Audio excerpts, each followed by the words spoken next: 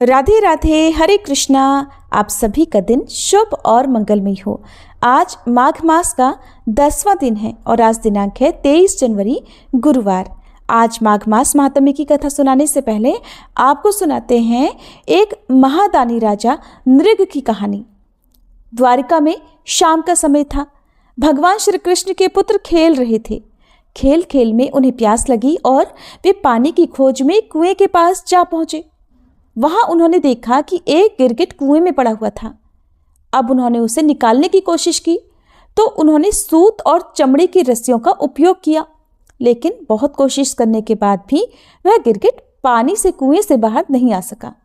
जब श्री कृष्ण के पुत्र असफल हो गए तो ये बात द्वारकाधीश तक पहुंचाई गई। अब तो भगवान श्री कृष्ण स्वयं वहां आ पहुंचे और उन्होंने बिना किसी कठिनाई के बाएं हाथ से उस गिरगिट को खींचकर बाहर निकाल दिया।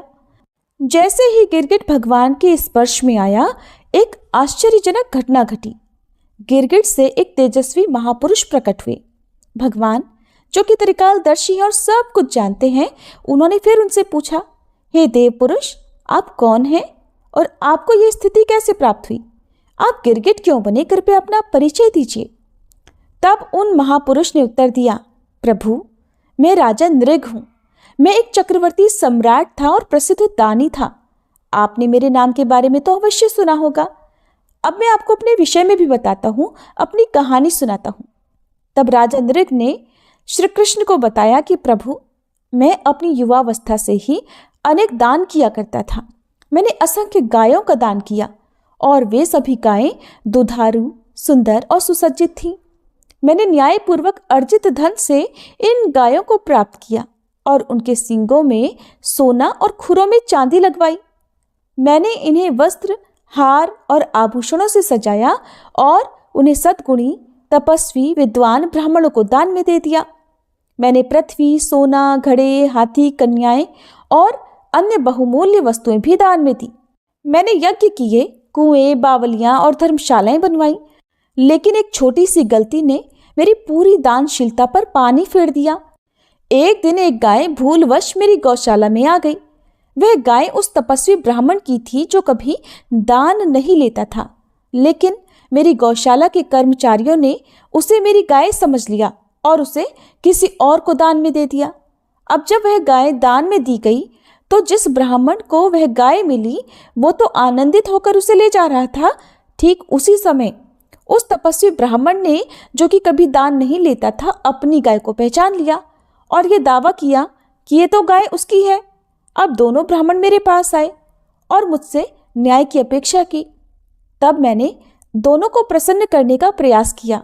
मैंने कहा कि मैं आपको 1,00,000 गाय और दे सकता हूँ, लेकिन दोनों में से कोई भी राजी नहीं हुआ। दान में दी गई गाय को पाने वाला ब्राह्मण उसे छोड़ने को तैयार नहीं था और तपस्वी ब्राह्मण अपनी गाय को किसी भी शर्त पर छोड़ने के लिए तैयार नहीं था। इसलिए मैं तो धर्म संकट में पड़ गया। फिर मैंने दोनों से क्षमा मांगी और उनसे इस विवाद को समाप्त करने की विनती की, लेकिन कोई भी तैयार नहीं था, इसलिए कोई भी हल नहीं निकला। अब जब मेरी मृत्यु हुई तो इस छोटी सी गलती के कारण मुझे यमलोक ले जाया गया। वहां धर्मराज जी ने मुझसे पूछा कि क्या मैं पहले अपने पाप का फल भोगना चाहता हूं या पुण्य का। तब मैंने पाप का फल पहले भोगने का निर्णय किया और इसके परिणाम स्वरूप मुझे गिरगिट के रूप में जन्म लेना पड़ा। द्वारका के इस कुएं में मैं लंबे समय से पड़ा हुआ था और कष्ट भोग रहा था, लेकिन आज आपके दर्शन से मुझे इस गिरगिट के शरीर से मुक्ति मिली। प्रभु, मैं आपका सेवक हूँ और आपकी कृपा से ही ये संभव हुआ। फिर राजा नृग ने भगवान श्री कृष्ण की स्तुति और परिक्रमा की और उन्हें साष्टांग प्रणाम किया। भगवान श्री कृष्ण ने राजा नृग को आशीर्वाद दिया और वे दिव्य विमान पर बैठकर देवलोक को प्रस्थान कर गए। अगर कोई इस विश्वास के साथ सुमेरु पर्वत के समान स्वर्ण का दान करे, रत्न, अन्नदान और भूमि दान करे कि इससे पुण्य मिलेगा और पापों से मुक्ति मिलेगी, या फिर अनेक तुला दान करे, प्रयाग जैसे तीर्थों में स्नान करे और काशी में ग्रहण के अवसर पर चित्त शुद्धि के लिए अनेकों दान करे, शय्यादान, कन्यादान और कुरुक्षेत्र में शुभ पर्व पर गोदान करे, तो इन सभी पुण्य कर्मों के बावजूद वो अपने समस्त पापों से मुक्त नहीं हो सकता।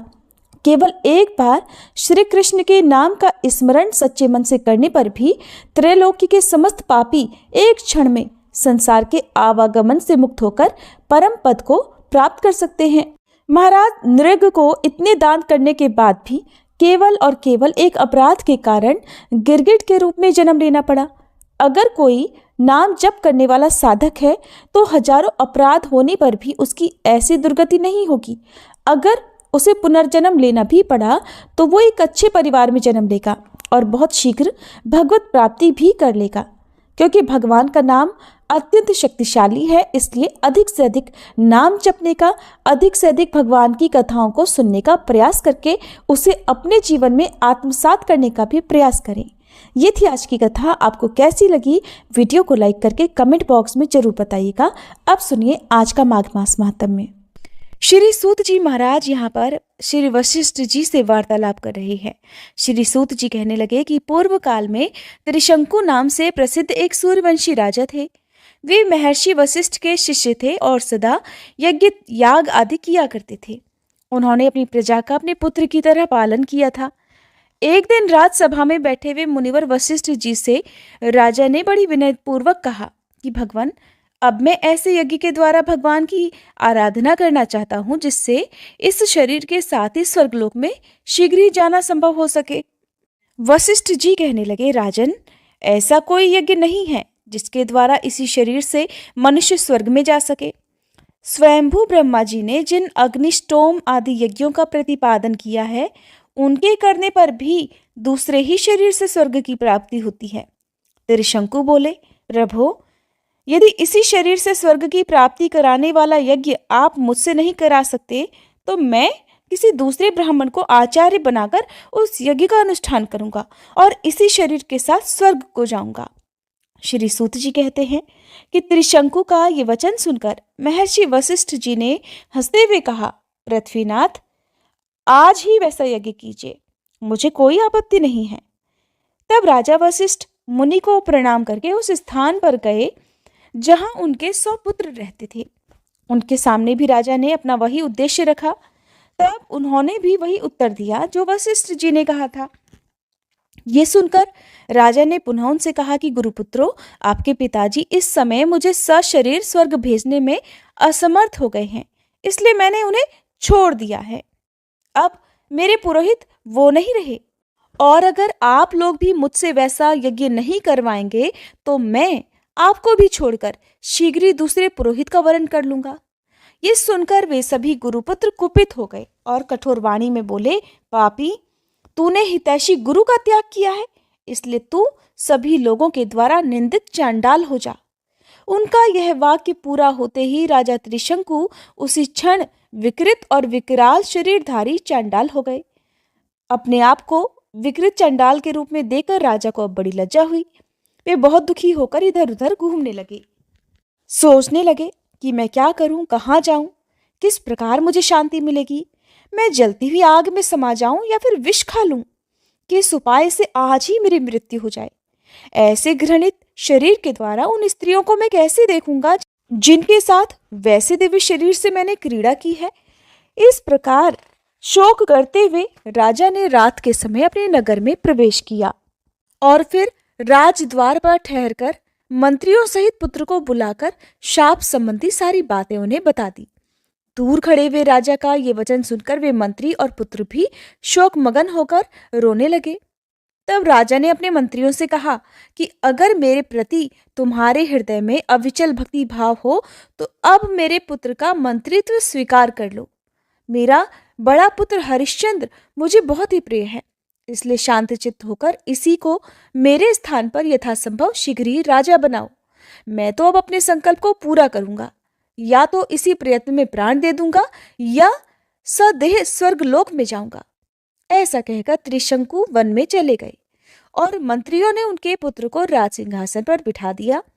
श्री सूत जी कहते हैं, उसके बाद त्रिशंकु ने यह निश्चय किया कि इस समय त्रिलोकी में विश्वामित्र मुनि को छोड़कर दूसरा कोई ऐसा नहीं है जो मुझे इस भयंकर दुख से बचा सके। मन में ऐसा विचार कर उन्होंने कुरुक्षेत्र को प्रस्थान कर लिया। वहां पहुंचकर वे विश्वामित्र जी का आश्रम ढूंढने लगे। इतने में ही दूर से उन्हें काले धुएं का पुंज दिखाई दिया और जल का स्पर्श करके आती हुई शीतल हवा ने उनकी सारी थकावट दूर कर दी। इससे जलाशय और आश्रम का अनुमान करके वे जल्दी जल्दी चलने लगे। थोड़ी ही देर में नदी के तट पर एक मनोहर आश्रम दिखाई दिया, जो चारों ओर से फूले फले वृक्षों द्वारा घिरा हुआ था। वहां नेवले, सर्पों के, उल्लू, कौवों के, बिलाव, चूहों के और व्याघ्र नाना प्रकार के मृगों के साथ खेल रहे थे। उसी आश्रम पर पहुंचकर त्रिशंकु ने तपस्या के निधान विश्वामित्र मुनि को देखा। उनका दर्शन करके दूर खड़े होकर अपने नाम का परिचय देते हुए उन्होंने मुनि को साष्टांग प्रणाम किया और कहा कि हे विप्रवर, मैं शाप से मुक्त होने के लिए संपूर्ण जगत के मित्र महर्षि विश्वामित्र की शरण में आया हूं। सुनकर विश्वामित्र जी कहने लगे, हे राजन, तुम तो वशिष्ठ जी के यजमान हो। वशिष्ठ या फिर उनके पुत्रों को ही तुम्हारा यज्ञ कराना चाहिए। फिर उन्होंने तुम्हें शाप क्यों दिया? तुमने उनका कोई अपराध किया था? तो त्रिशंकु कहने लगे, मुने, मैंने वशिष्ठ जी से ऐसा यज्ञ कराने के लिए प्रार्थना की थी कि जिसके द्वारा मेरा इसी शरीर से स्वर्गलोक में जाना संभव हो सके। और मेरी प्रार्थना सुनकर उन्होंने मुझे उत्तर दिया कि राजन, ऐसा कोई यज्ञ नहीं है जिससे देहांतर ग्रहण किए बिना इसी शरीर से स्वर्गलोक में जाया जाए। इस पर मैंने भी उनसे कह दिया कि अगर किसी उत्तम यज्ञ के प्रभाव से मुझे इस शरीर के साथ ही स्वर्गलोक में नहीं पहुंचाएंगे तो मैं आज ही अपने इस उद्देश्य की सिद्धि के लिए किसी अन्य ब्राह्मण को अपना पुरोहित बनाऊंगा। मेरा ये विचार जानकर वे कहने लगे कि जिससे तुम्हारा भला हो वही करो। तब मैंने भी उनके पुत्रों के पास जाकर वशिष्ठ जी के साथ की हुई सारी बातें कह सुनाई। इस पर उन सब ने मुझे श्राप देकर चांडाल की दशा में पहुंचा दिया। हे मुनीश्वर, तब मैंने मन ही मन आपको याद किया और बहुत दूर से बड़ी भारी आशा लगाकर आपके पास यहाँ कुरुक्षेत्र में आया हूँ। मुने, आपके लिए त्रिलोकी में कुछ भी असाध्य नहीं है, इसलिए आप मुझे दुखी के दुख निवारण का कोई उपाय अवश्य कीजिए। राजा त्रिशंकु की ये बात सुनकर विश्वामित्र जी कहने लगे, राजन, मैं तुमसे वैसा यज्ञ कराऊंगा जिसमें क्षण भर में तुम स्वर्गलोक को चले जाओगे। आओ मेरे साथ तीर्थ यात्रा के लिए चलो, जिससे चांडालता से मुक्त होकर यज्ञ करने के योग्य हो जाओ। ऐसा कहकर विश्वामित्र जी त्रिशंकु को अपने पीछे पीछे आने का आदेश देकर तीर्थ यात्रा के लिए चल दिए। उन महात्मा के साथ तीर्थों में विचरते हुए त्रिशंकु का बहुत सारा समय बीत गया, किंतु वे पाप और चंडालत्व से मुक्ति नहीं पा सके। क्रमशः यात्रा करते करते वे दोनों अर्बुदाचल अर्थात आबू के समीप आए। उस पर्वत पर चढ़कर उन्होंने पाप नाशक अचलेश्वर का दर्शन किया। मंदिर से निकलने पर वहीं मुनिश्रेष्ठ मार्कंडे जी से भी भेंट हो गई।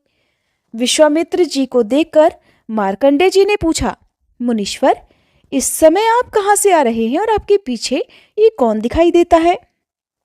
तब विश्वामित्र जी बोले, मुने, ये राजाओं में श्रेष्ठ त्रिशंकु हैं। वशिष्ठ के पुत्रों ने क्रोध करके इन्हें चांडाल की दशा में पहुंचा दिया है।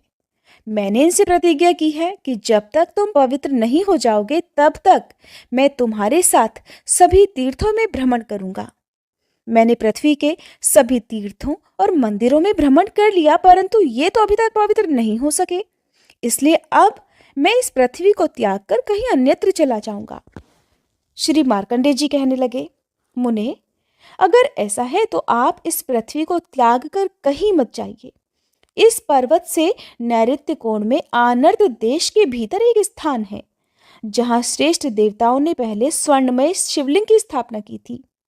पाताल में जो हाटकेश्वर लिंग प्रसिद्ध है, उसी के नाम पर इस शिवलिंग को भी लोक में हाटकेश्वर कहते हैं।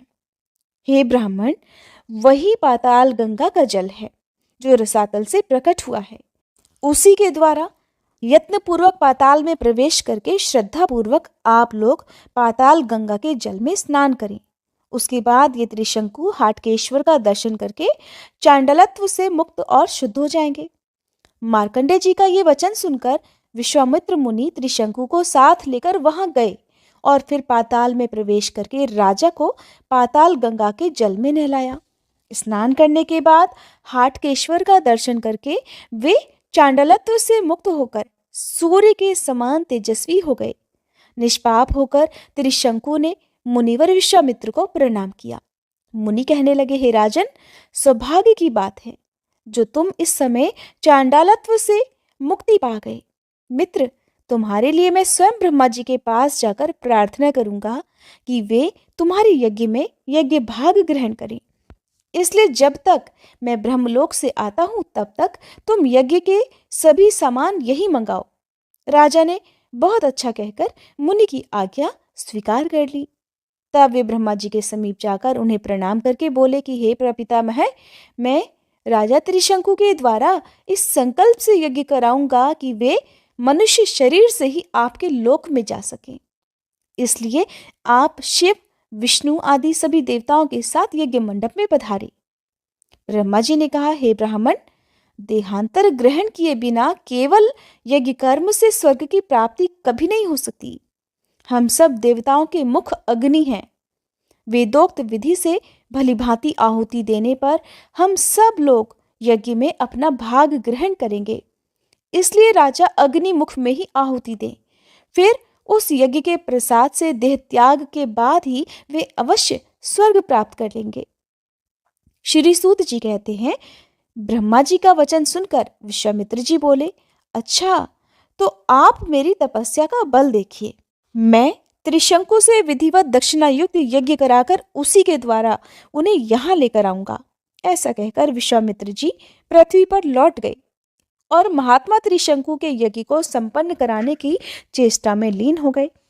यज्ञ प्रारंभ करने के लिए योग्य शुभ समय आने पर उसी श्रेष्ठ वन में उन्होंने वेदों के पारंगत ब्राह्मणों को बुलाकर राजा को यज्ञ की दीक्षा दी। उस यज्ञ में वे स्वयं ही अध्वर्यु अर्थात यजुर्वेद पाठी हुए। शांडिल्य मुनि होता अर्थात ऋग्वेदी के पद पर प्रतिष्ठित हुए। महर्षि गौतम को ब्रह्मा जी का पद प्राप्त हुआ। मित्रा वरुण कर्म में महर्षि च्यवन अग्निध्र बनाए गए। याज्ञवल्क उद्गाता अर्थात सामवेदी, जैमिनी प्रतिहर्ता, शंकुकर्ण प्रस्तोता, गालव उन्नेता, पुलत्स्य जी उच्छंसी और मुनीश्वर गर्ग होता हुए अत्रि, नेष्टा तथा भृगुजी आच्छावाक बनाए गए। श्रद्धालु त्रिशंकु ने इन सभी को ऋत्विज बनाया और स्वयं बाल कटवाकर मृग चर्म धारण कर लिया। हाथ में हिरण का सींग लिया और दूध पीकर रहने लगे। उपर्युक्त सभी महर्षियों को वरण करके अर्थात उनका पूजन करके उन्हें यज्ञ कर्म में लगाया। इस प्रकार दीर्घ काल तक चालू रहने वाले उस यज्ञ के आरंभ होने पर सभी दिशाओं से वेद वेदांगों के पारगामी ब्राह्मण वहां पर आने लगे। बहुत से दीन, अंध, कृपण अर्थात कंगाल गृहस्थ आए। वहां चारों तरफ ही अन्न के बड़े बड़े पहाड़ खड़े करे हुए थे और श्रेष्ठ ब्राह्मणों को दान देने के लिए तरह तरह की असंख्य वस्तुएं भी इकट्ठी की गई थी। देवता अग्निमुख से राजा के हविष्य को ग्रहण करते रहे। इस प्रकार यज्ञ करते करते राजा के 12 वर्ष बीत गए, किंतु उन्हें अभीष्ट फल की प्राप्ति नहीं हुई। फिर उन्होंने यज्ञांत स्नान किया और ऋत्विजों को यथायोग्य दक्षिणाएं देकर तृप्त किया। ब्राह्मणों को विदा करने के बाद राजा त्रिशंकु वहां आए और अन्य संबंधियों और मित्रों को भी विदा कर दिया। फिर वे विश्वामित्र जी से कहने लगे कि हे ब्राह्मण, आपके प्रसाद से मुझे दुर्लभ फल की प्राप्ति हुई। चांडालता भी नष्ट हो गई, परंतु इसी शरीर से स्वर्गलोक नहीं मिला। केवल एक यही दुख मेरे हृदय में कांटे की तरह चुभ रहा है। मुने, अब वशिष्ठ जी के पुत्र ये सब बात सुनकर मेरा उपहास करेंगे, इसलिए अब मैं वन में रहकर तपस्या करूंगा, राज्य नहीं करूंगा। त्रिशंकु की बात सुनकर विश्वामित्र जी बोले, राजन, दुख मत करो, मैं तुम्हें इसी शरीर से स्वर्गलोक में भेजूंगा। ऐसा कहकर विश्वामित्र जी ने चंद्रशेखर भगवान शंकर का दर्शन किया और इस प्रकार उनकी स्तुति की कि हे अचिंत्य महादेव, आपकी जय हो। हे पार्वती वल्लभ, आपकी जय हो। हे कृष्ण जगन्नाथ, कृष्ण जगत गुरु, आपकी जय हो। अचिंत्य अमेय अनंत अच्युत, आपकी जय हो। हे प्रभु, हे शिव, आपकी जय हो। सर्व पाप नाशन, आप ही धाता, विधाता, कर्ता और रक्षक हैं। देवेश, 4 प्रकार के प्राणियों का कल्याण करने वाले भी आप ही हैं। जैसे तिल में तेल और दही में घी व्याप्त रहता है, उसी प्रकार समस्त संसार आपसे ही व्याप्त है। आप ही ब्रह्मा, विष्णु, इंद्र और अग्नि हैं। आप ही वषटकार, यज्ञ और सूर्य हैं। अथवा बहुत कहने या स्तुति करने की क्या आवश्यकता है प्रभु। मैं आपकी वेद वर्णित विभूति को बहुत संक्षेप में बतला रहा हूँ। भगवान, तीनों लोकों में चर और अचर जो कुछ भी दिखाई देता है, सब में आप ही व्याप्त हैं। ठीक उसी तरह जैसे काष्ठ अर्थात लकड़ी में अग्नि व्याप्त रहती है। श्री भगवान बोले, मुने, मैं तुम पर बहुत प्रसन्न हूं, तुम कोई वर मांगो। तब भगवान शंकर से विश्वामित्र जी कहने लगे कि हे महेश्वर, आपकी कृपा से मुझ में संसार की सृष्टि करने का सामर्थ्य हो जाए। तथास्तु कहकर भगवान शिव अंतर्ध्यान हो गए। अर्थात उन्होंने जिस प्रकार ब्रह्मा जी को सृष्टि करने का आशीर्वाद प्राप्त था, उसी तरह का आशीर्वाद विश्वामित्र जी को भी दे दिया। अब तो विश्वामित्र जी वहीं स्थित होकर ध्यान पूर्वक 4 प्रकार की सृष्टि करने लगे। इस प्रकार जल में प्रवेश करके सृष्टि चिंतन करने वाले विश्वामित्र जी ने जिन जिन वस्तुओं की सृष्टि की, वे सब आज भी दिखाई देती हैं। उन्होंने समस्त देवगण, नक्षत्र, ग्रह, मनुष्य, नाग, राक्षस, वृक्ष युक्त लता, सप्तऋषि और ध्रुव आदि सब की रचना की और उन सबको अपने अपने कर्तव्य कर्मों में नियुक्त किया। तब आकाश में एक ही साथ 2 सूर्य और 2 चंद्रमा उदित हुए और अन्य ग्रह भी 2 गुने उत्पन्न हो गए थे। सप्त ऋषियों सहित संपूर्ण नक्षत्र भी दुगुने दिखाई देने लगे। इस प्रकार आकाश में सभी ग्रह नक्षत्र द्विगुण होकर एक दूसरे से स्पर्धा रखकर लोगों के मन में भ्रम उत्पन्न करने लगे। कारण ये कि एक सृष्टि ब्रह्मा जी द्वारा रची थी और दूसरी विश्वामित्र जी द्वारा। ये देखकर इंद्र सभी देवताओं के साथ ब्रह्मा जी के पास गए और प्रणाम करके बोले, हे सुरश्रेष्ठ, इस समय विश्वामित्र जी ने सृष्टि रचना प्रारंभ कर दी है। इसलिए जब तक उनकी सृष्टि से ये संपूर्ण विश्व व्याप्त ना हो जाए, तब तक आप स्वयं जाकर उन्हें रोकिए। तब ब्रह्मा जी मुनिवर विश्वामित्र जी के पास गए और इस प्रकार बोले कि हे ब्रह्म ऋषि, तुम मेरे कहने से सृष्टि रचना का कार्य अब बंद करो। विश्वामित्र जी ने सुना तो कहने लगे, अगर राजा त्रिशंकु इसी शरीर से आपके लोक में चले जाएं, तो मैं नई सृष्टि नहीं करूंगा। सुनकर ब्रह्मा जी बोले कि हे मुनीश्वर, मुझे स्वीकार है, ये राजा त्रिशंकु इसी शरीर से मेरे साथ स्वर्गलोक में चलें, तुम सृष्टि रचना से मुक्त हो जाओ। ऐसा कहकर ब्रह्मा जी त्रिशंकु को साथ लेकर चले गए और महर्षि विश्वामित्र जी हर्ष में भरकर वहीं रुके रहे। हरे कृष्णा। आज का अध्याय समाप्त हुआ। उम्मीद है ये कथा आपको पसंद आई होगी।